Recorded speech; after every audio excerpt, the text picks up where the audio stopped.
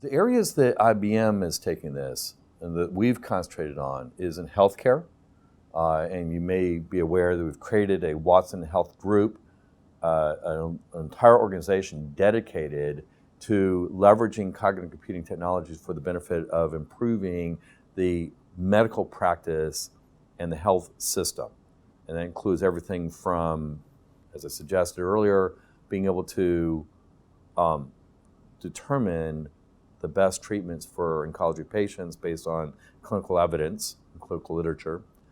Includes being able to help technicians do a better job of diagnosing a patient's symptoms through medical imaging, right? To be able to look at a medical image, an MRI or a X-ray, and recognize in that X-ray, within that image, the anomalies that would represent key issues with that patient, and oftentimes at a level of resolution and clarity that even our own human eye is not able to really pick up on. So healthcare is a big area.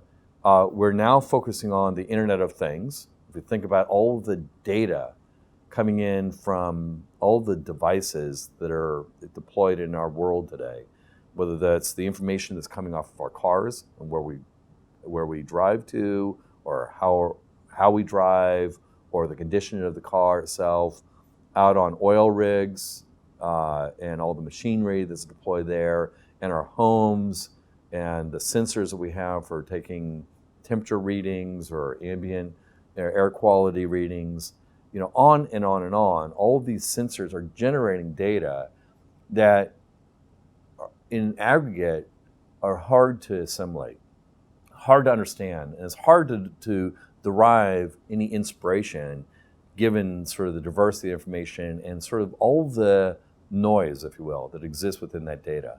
So being able to apply a cognitive system to be able to look at all those signals and be able to derive meaning, and out of that meaning derive insight and inspiration that now allows us to think about what we should be doing.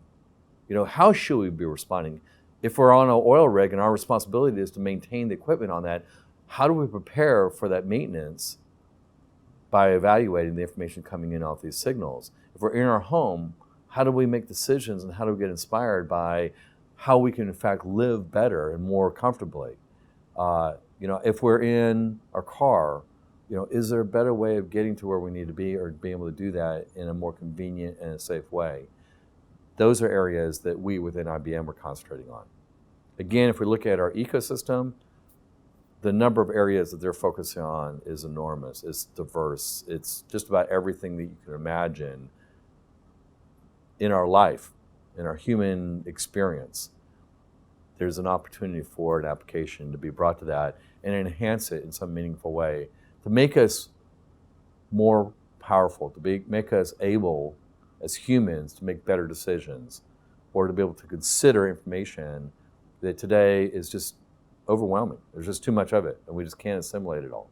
And to be able to identify, if you will, connect the dots, right? To find the associations in all the data that we would otherwise miss, either because we don't have time to read it all, which generally we don't, or even more so, even if we did read it all, we have biases, right? And those biases cause us to filter out real information that exists that if we saw it, we would be able to make use of.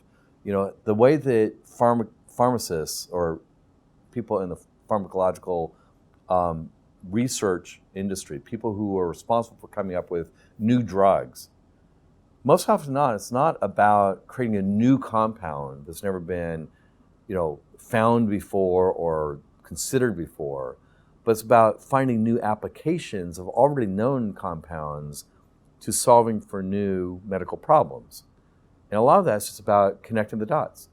It's about finding the research paper or the patent or the other sources of literature where this compound had been discussed, had been evaluated, but often in a field that is completely unrelated to the thing that I care about, that allows me to get an idea that eventually leads to perhaps a new drug discovery.